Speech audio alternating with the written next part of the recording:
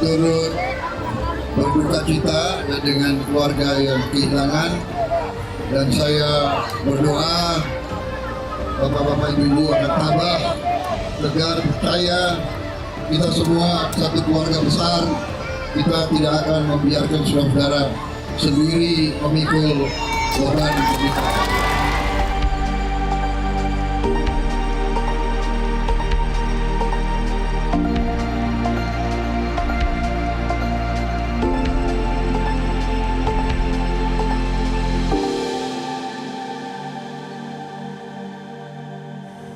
Pemirsa, Kejaksaan Agung melalui Satuan Penertiban Kawasan Hutan atau PKH akan mengecek kabar adanya pembalakan liar secara masif di Aceh. Kondisi hutan di sana akan dipantau oleh tim Satgas PKH.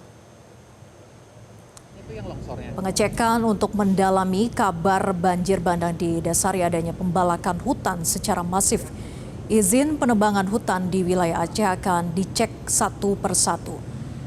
Sementara itu Satgas PKH akan mengusut pelanggaran hukum atas dugaan adanya pembalakan hutan secara masif di Aceh.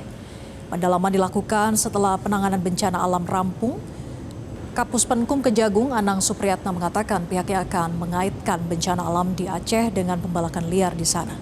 Jika benar, maka proses hukum pun menanti. Bapak di media akan pastinya nanti akan didalami apakah itu memang bencana alam seperti apa. Kalau memang ada perbuatan manusia akan nanti itu masih didalami dulu ya. Kita lihat perkembangan berikutnya. Yang ketika nanti ada di situ ada unsur kesengajaan, dan pastinya penegak hukum ke depan akan mengambil tindakan hukum. Gitu ya. Pemirsa, Sumatera tengah dirundung duka dalam beberapa hari terakhir. Puluhan kabupaten dan kota di Sumatera Utara, Sumatera Barat, dan Aceh dilanda banjir dan tanah longsor yang dikaitkan dengan cuaca ekstrim. Namun banyak juga pakar yang mengatakan bahwa penyebabnya dipicu karena kerusakan ekologis. Nah, terlebih gelondongan kayu yang terbawa arus yang viral di media sosial itu dikaitkan dengan praktik illegal logging yang memperparah kondisi banjir dan juga longsor. Nah, lalu berapa banyak korban yang terdampak banjir dan longsor di sana? Kita lihat di grafis berikut ini, pemirsa. Jadi berdasarkan data Pusdatin BNPB per pukul 17.38 waktu Indonesia bagian Barat pertanggal 1 Desember yang meliputi 3 provinsi yaitu di Aceh, Sumatera Utara, dan juga Sumatera Barat. Nah, korban jiwa adalah 593 orang. Dari angka tersebut, ini korban jiwa terbanyak di Sumatera Utara yang berjumlah 272 jiwa. Sementara itu korban hilang ada 468 orang. Sementara korban hilang yang terbanyak ini dari Aceh, pemirsa, yaitu sebanyak 181 orang. Korban luka ada 2.600 orang, sementara itu jumlah warga yang terdampak ada 1,5 juta orang. Dengan jumlah pengungsi adalah 578.000 orang. Lalu berapa banyak kerusakan bangunan dan infrastruktur yang terjadi di sana? Kita lihat ke grafis berikutnya. Jadi terkait kerusakan bangunan, data BNPB menyampaikan sebanyak 3.500 rumah itu rusak berat. Ada 4.100 rumah yang rusak dalam kategori sedang dan 20.500 rumah yang mengalami kerusakan ringan. Nah, kemudian ada 271 jembatan yang rusak, tentunya ini juga menghambat akses lalu lintas melalui darat, pemirsa, sehingga banyak lokasi yang terisolir. Nah, hingga 282 fasilitas pendidikan yang rusak. Jadi menurut Kepala BNPB Suharyanto, akses darat di beberapa kabupaten di Sumatera Utara, Barat maupun juga Aceh ini masih terputus akibat longsor dan kerusakan jembatan. Nah, saat ini masih terus berupaya untuk membuka akses, tentunya untuk menyalurkan bantuan logistik kepada masyarakat yang terdampak di sana, termasuk juga adalah perbaikan akses jaringan komunikasi yang sempat terputus, termasuk aliran listrik. Nah, lalu apa yang menjadi pemicu banjir dan longsor di 3 provinsi di Sumatera? Jadi menurut BMKG, pemirsa, kita grafis berikutnya, bahwa siklon Senyar ini menjadi pemicu.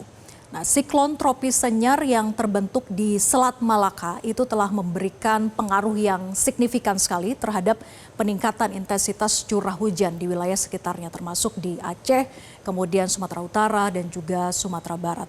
Nah, BMKG sendiri mencatat bahwa periode 25 hingga 27 November 2025 beberapa kota kabupaten di wilayah-wilayah tersebut ini mengalami hujan dengan intensitas yang mencapai kategori ekstrim, yaitu termasuk diantaranya adalah Aceh Utara, Aceh ini 310,8 mm per hari.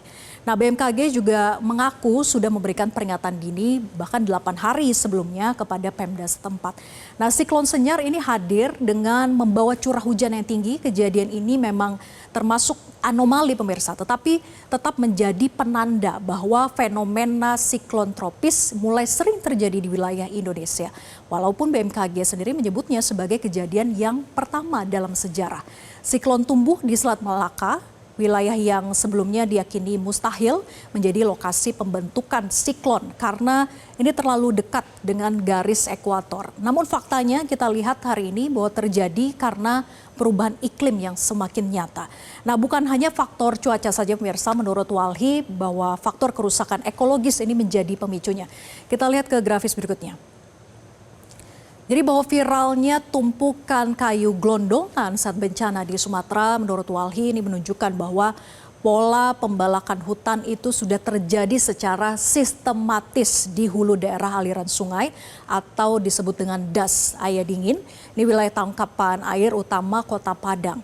Nah, data satelit Maxar ini membuktikan bahwa penebangan itu nyata terjadi, kemudian juga sistematis dan berlangsung jauh sebelum Galodo terjadi.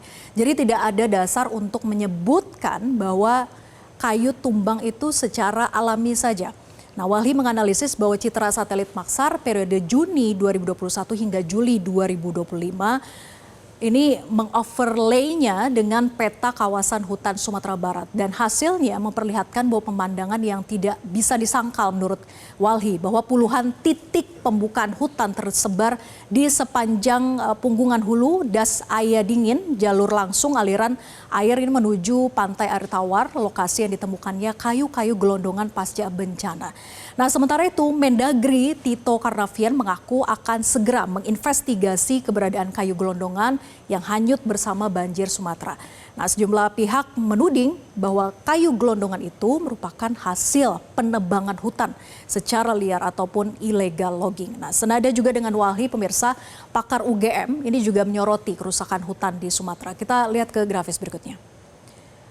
Jadi peneliti hidrologi hutan dan konservasi DAS Universitas Gadjah Mada Hatma Suryatmojo menegaskan bahwa bencana di Sumatera itu tidak dapat dilihat sebagai peristiwa tunggal saja.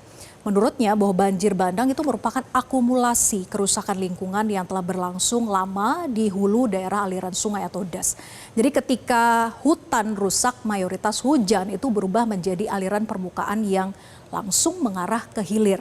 Jadi kondisi ini memicu erosi longsor dan akhirnya banjir bandang. Nah, ia juga menegaskan, kita ke grafis berikutnya, bahwa perlindungan hutan dan konservasi DAS itu harus menjadi prioritas. Nah, sisa hutan di Lesur dan juga Batang Toru itu adalah benteng terakhir yang tidak tergantikan. Nah, jadi pemirsa, tragedi banjir dan juga longsor di Sumatera ini menjadi peringatan keras tentunya bahwa kerusakan lingkungan adalah bom waktu yang terus berdetak. Jadi tanpa penyelamatan kawasan hulu dan juga pembenahan tata ruang yang menyeluruh, ancaman banjir bandang serupa ini akan selalu menghantui setiap puncak musim hujan. Banjir Sumatera bukan hanya akibat siklon saja atau hujan ekstrim saja. Ini adalah akumulasi dari kebijakan yang salah arah, dari praktik ekonomi yang mengabaikan daya dukung alam, dari politik pembangunan yang menempatkan ekonomi di atas kehidupan. Demikianlah pemirsa at large untuk kali ini. Dan kita ke informasi. Dan kita break dulu pemirsa, usai jeda Breaking News Metro TV akan kembali. Jelajahi cara baru mendapatkan informasi. Download Metro TV Extend sekarang.